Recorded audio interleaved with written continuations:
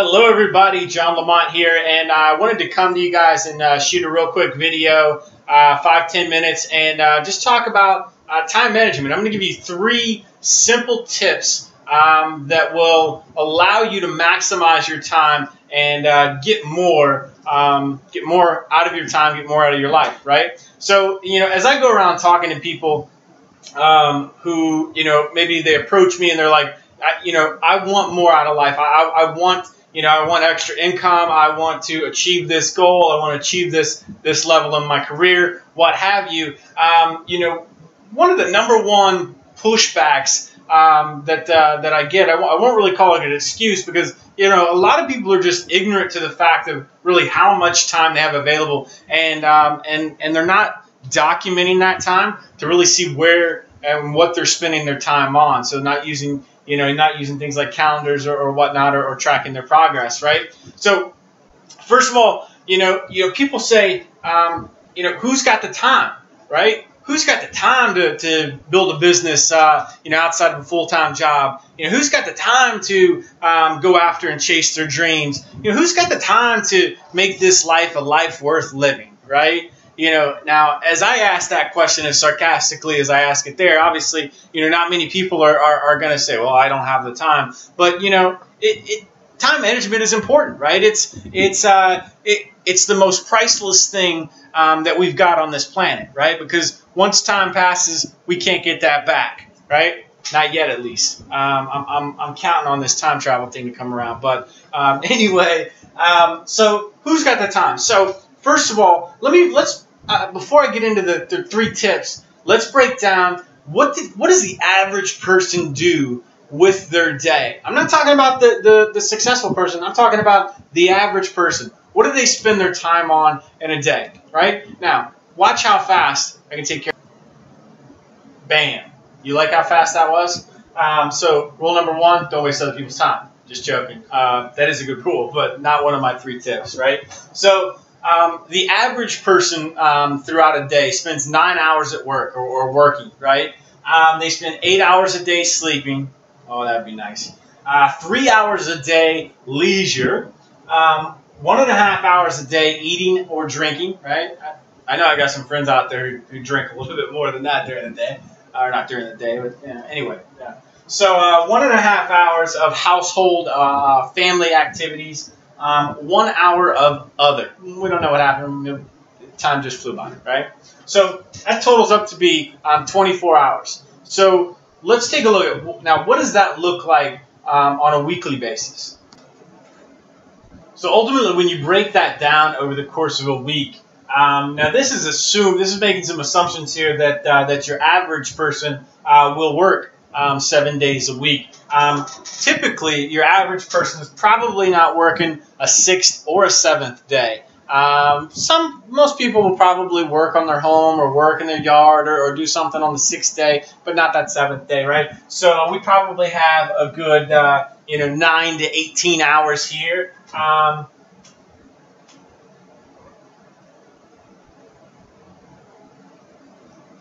9 to 18 hours there that we could probably utilize a little bit better.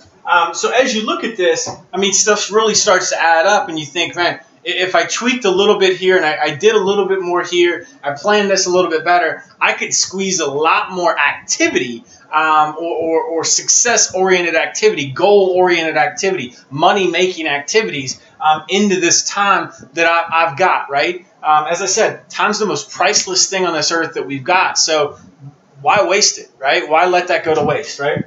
So, 56 hours sleeping, man, I cannot tell you the last time that I've probably slept 56 hours in a week. It just doesn't happen. I run a large-scale business. I'm starting up another one. I'm running my business on the side. I've got a 3-month-old baby. I've got a 3-year-old baby. Got a wonderful family, wonderful wife.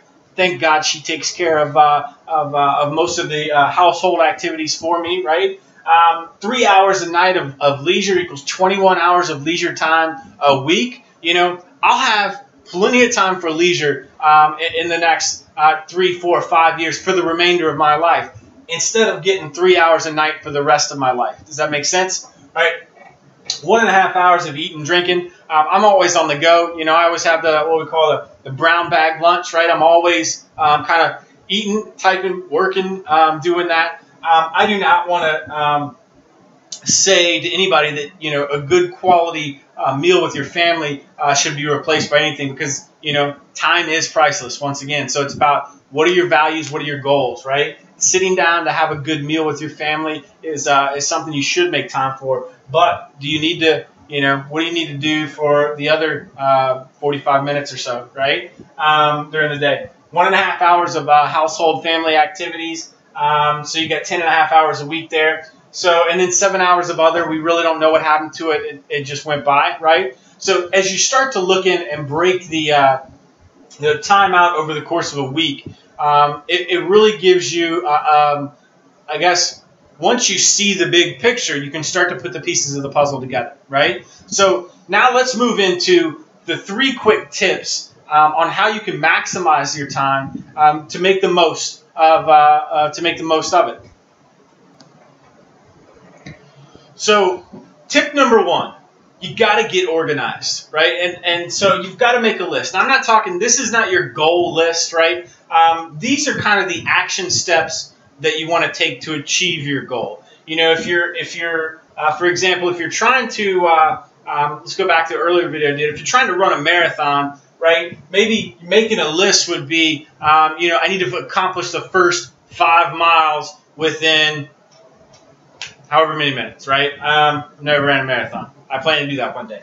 So make a list. Now organize this list, right? You've got to know, once you know what you need to accomplish to those action steps that are going to lead to your goal, now you've got to prioritize it, and you've got to understand, well, this step is going to take, you know, 30 minutes versus this step is going to take 3 hours. And then you can start to prioritize it and organize that in your day, in your week, in your month, in your year. So so you get a better idea of exactly how you can set your timelines, right? And so tip number 2, set your timelines. So this is more related to, like, you know, actually put a time on the calendar, a start time and a stop time, right? I can tell you that, you know, over half, at least for me, like I did an exercise with myself at work one time where I'm on salary. I've been on salary for a long time. So when you're on salary, you want to figure out, like, you don't want to work 50 and 60 and 70 hours at work, right? You want to figure out how to get your job done in 45, 50 hours. And if you can bang it out in 40 hours a week, wow,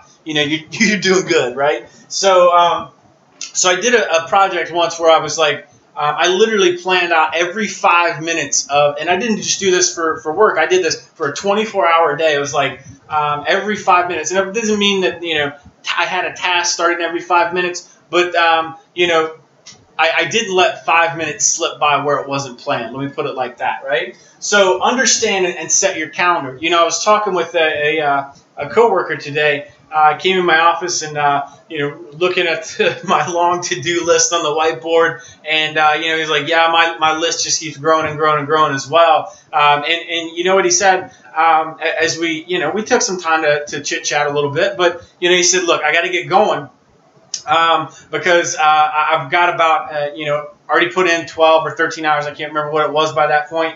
And he's like, I got to get going because I've got about another hour for the work that I got to get wrapped up. Or else it's just going to add on to tomorrow, right? And so what he was doing there is he's avoiding the distractions, right? Now that's the master secret there. You know, if we're all going to get distracted and we're all going to get pulled off plan. So that little exercise where I told you I planned out 5 minutes, I tracked that for 2 weeks. I actually tracked, like, was I pulled off plan? Did I get this accomplished in the time frame that I wanted that accomplished? And over half of the time, I think it was like 60-something% of the time, can't remember the exact number, this was years ago, but a good lesson learned that over 60% of the time, I was actually pulled off plan. I wasn't able to do the things when I wanted them to get done, right? So if I planned to do my attendance records from 9 a.m. to 9:30, boom, something happened and I didn't get started until 9:15 and went to 9:45, right? Makes sense? So avoid the distractions. Now, there's going to be distractions you can control, and there's going to be distractions you can't control. Your cell phones, right? Your computer, your emails, your Facebook, friends. Those are distractions you can control, right? And you need to get good at controlling them.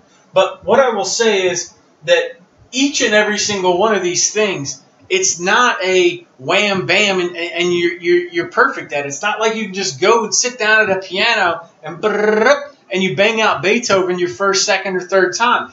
This is a skill set, right? Getting good at making your list, getting good at planning that list and prioritizing that list and figuring out where your strengths and weaknesses are, understanding how to set your calendar and to give yourself room to be pulled off plan and understand that you're going to be able to, you're going to need to readjust. And then thirdly, avoiding those distractions, turning your cell phones off, turning your ringers off, not answering that email as soon as it comes in, setting the expectation that, I'll respond to emails within, 4, 5, 6 hours or whatever your timeline allows you, right? Because you want to make sure that you're focusing your time on success-oriented activities, goal-oriented activities, money-making activities. And if you can keep your mindset on that and you go back and you take a look at your 168 hours in the week, you really need to ask yourself and give yourself the mirror test and say, look, am I making the most of my time? And if I'm not, what can I do to organize this a little bit better so I get a little bit more out of my day, right? I'm not telling you that you got to go out and you got to work 24/7. What I'm saying is that if you do what the average person does, you'll get what the average person gets. So in order for you to push yourself to that next level, whether that's the next level in your career, the next level in your financial goals, the next level in your life, you've got to be willing. If nothing changes, nothing changes, right? So you've got to be willing to make a change. And these are 3 simple steps that you can do. They're not easy to do, right? There's a difference between being simple and being easy, right? These are things that are very simple to do, but it's going to be hard to consistently do this, right? It is hard for me to discipline myself to make sure I do this 4, 5, 6, 7 days a week, right? So get good with your time, make the most of your time, and don't let time pass you by. Thanks, everybody. I hope you enjoyed this, and have a great day, evening, night, whenever you're watching this.